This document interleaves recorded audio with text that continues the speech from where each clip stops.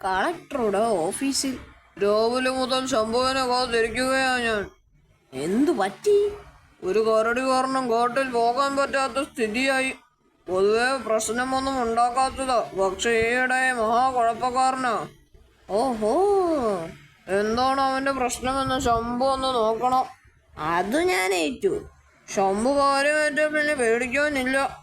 സൂക്ഷിക്കണേ, ഇതിനു മുമ്പേ പോയ രണ്ടുപേർ ഇപ്പോൾ ഹോസ്പിറ്റലിലാ. ഏ തിരക്കാണെന്ന് പറഞ്ഞു ഒഴിഞ്ഞാൽ മതിയായിരുന്നു. അമ്മേ, കരടി, വേഗം ഒളിക്കാം. തോക്ക് കണ്ട കരടിക്ക് ദേഷ്യം വരുമെന്ന് കളക്ടർ പറഞ്ഞിരുന്നു. ഒളിപ്പിക്കാം. ഇതിലിരിക്കട്ടെ. അയ്യോ, ഞാൻ സുമ്മാവന്നാണേ, അല്ലാതെ രക്ഷിക്കണേ. അയ്യോ, തോക്കെടുക്കാനും പറ്റുന്നില്ല. തീർന്നു, എന്റെ കഥ തീർന്നു. ഇവന് സന്തോഷമാണല്ലോ. പിന്നീട് കരടിക്ക് പല്ലുവേദനയായിരുന്നു. ശിക്കാരിയോ പല്ലു പറിച്ചെന്നോ? അതെ, ചെറിയൊരു സഹായം. എങ്കിൽ വേറൊരു ജോലി തരാം. ഒരു പുലിക്ക്. പോയോ? ഓ, വലിയ തിരക്കുള്ള ആളല്ലേ. സ്കൂളിലെ പ്രിൻസിപ്പൾ ശംഭുവിനെ കാണാനെത്തി. എനിക്കൊരു അപേക്ഷയുണ്ട്. സ്കൂളിൽ പുലി ഇറങ്ങി കാണും. സോറി, ഞാൻ ഭയങ്കര തിരക്കിലാണ്. സ്കൂൾ വാർഷികത്തിന് വിശിഷ്ടാതിഥിയായി ക്ഷണിക്കാൻ വന്നതോ? ഓ, അതാണോ? തിരക്കാ, എന്നാലും ഞാൻ വരാം.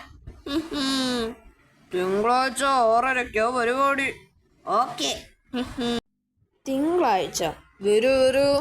വൈകാതെ. കുട്ടികളെ, ഇന്ന് നമ്മുടെ വിശിഷ്ടാതിഥി ധീരനും മഹാനുമായ ശിക്കാരി ശംഭുവാണ്. കൈയടിക്കണം. പെട്ടെന്ന് ഓടിക്കോ, പുലി ഇറങ്ങി, ഇതുവഴിയാ വരുന്നത്. നിമിഷങ്ങൾക്കകം. എങ്ങോട്ടാ ഓടുന്നത്? തോക്കെടുക്കാനാണോ? അതെ. അമ്മേ, ജീപ്പിൽ കയറി രക്ഷപ്പെടാം. അയ്യോ, ദാ വരുന്നു.